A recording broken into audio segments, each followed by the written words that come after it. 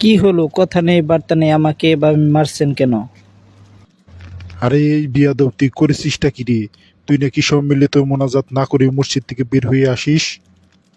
হ্যাঁ, আমি তো সম্মিলিত মোনাজাত না করে মসজিদ থেকে বের হয়ে আসি, তাতে কি হয়েছে? আরে এই বিয়াদব, তুই বলিস কি রে? তুই নতুন করে মসজিদে ফিতনা তৈরি করে আবার বলছিস তাতে কি হয়েছে? তোকে তো মসজিদ এবং সমাজ থেকে বের করে দিব রে বিয়াদব। চাচা, সম্মিলিত মোনাজাত না করলে ফিতনা হয় কিভাবে? ফরজ নামাজের পর সম্মিলিত মোনাজাত করা তো এক নিকৃষ্ট বিদাত। এটি না করলে ফিতনা হয় কিভাবে? এটি করলে তো ফিতনা হওয়ার কথা।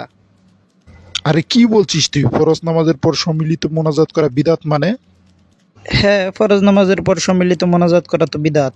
কেননা এটি রাসূল সাল্লাল্লাহু আলাইহি ওয়াসাল্লাম থেকে প্রমাণিত নয়। আর রাসূল সাল্লাল্লাহু আলাইহি ওয়াসাল্লাম বলেন, মান আমিলা আমালান লাইসা আলাইহি আমরুনা ফাহুয়া রদ। যে ব্যক্তি এমন কোনো আমল করলো যাতে আমাদের নির্দেশনা নেই, তা প্রত্যাখ্যাত, বাতিল। আর সম্মিলিত মোনাজাত না কোনো সাহাবায়ে কেরাম করেছেন, না আমাদের মাযহাবের যে ইমাম আবু হানিফা রাহিমাহুল্লাহ করেছেন। আপনি কি এমন কোনো প্রমাণ দেখাতে পারবেন যে ইমাম আবু হানিফা রাহিমাহুল্লাহ ফরজ নামাজের পর মুক্তাদিদের নিয়ে সম্মিলিতভাবে মোনাজাত করেছেন? আপনি প্রমাণ করেন যে রাসূল সাল্লাল্লাহু আলাইহি ওয়াসাল্লাম ফরজ নামাজের পর সম্মিলিত মোনাজাত করেছেন, বা কোনো সাহাবায়ে কেরাম করেছেন, বা ইমাম আবু হানিফা রাহিমাহুল্লাহ করেছেন।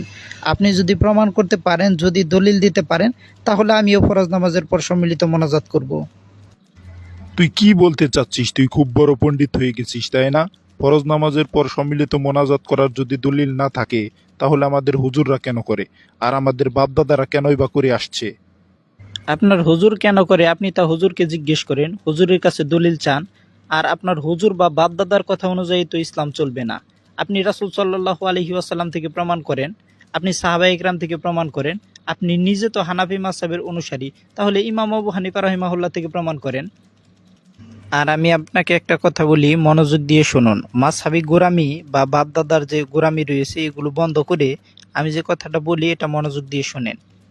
আমরা ফরজ নামাজের পর সম্মিলিত মোনাজাত কেন করব? সম্পূর্ণ নামাজটাই তো একটা মোনাজাত। রাসূল সাল্লাল্লাহু আলাইহি ওয়াসাল্লাম বলেন, ইন্না আহাদাকুম ইযা কামা ফি সলাতিহি ফাইন্নাহু ইউনাজি রাব্বাহু। নিশ্চয় তোমাদের কেউ যখন নামাজের দাঁড়ায় সে তার রবের সাথে মোনাজাত করে। আমরা যখন নামাজের দাঁড়াই তখন আমরা আমাদের রবের সাথে মোনাজাত করি। যখন আমরা আল্লাহু আকবার বলি এবং যখন আমরা সালাম ফিরাই, এর মাঝখানের যে সময় রয়েছে অর্থাৎ নামাজের মধ্যে সময়, এই সময়ই হচ্ছে আমাদের জন্য মোনাজাতের সময়। তাই নামাজ অর্থাৎ মোনাজাত শেষ হওয়ার পর আবার নতুন করে মোনাজাত করা, এটা পাগলামি ব্যতীত কিছুই নয়। আর এই পাগলামি সমাজে প্রচলিত রাখার জন্য আপনি কোনো যুবকের শরীরে হাত তুলতে পারেন না।